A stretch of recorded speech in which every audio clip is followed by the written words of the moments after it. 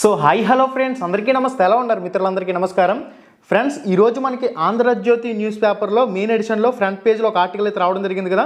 35,000 మంది టెట్ మార్కులను తప్పుగా నమోదు చేశారు. వీరిలో 26,000 మంది వివరాలను టెట్ డేటాబేస్ నుంచి తీసుకుని సరిదిద్దారని చెప్పేసి ఒక పాయింట్ అయితే ఇచ్చారు కదా.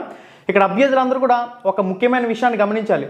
మనకి ఏపీ డిఎస్సికి సంబంధించి ఆన్లైన్ అప్లై చేసేటప్పుడు అధికారుల నిర్లక్ష్యం వల్ల, అధికారుల తప్పిదం వల్ల, ఫర్ ఎగ్జాంపుల్ 122.5 మార్కులు టెట్లో ఉన్నట్లయితే అప్పుడు పాయింట్స్ అనేవి తీసుకోలేదు.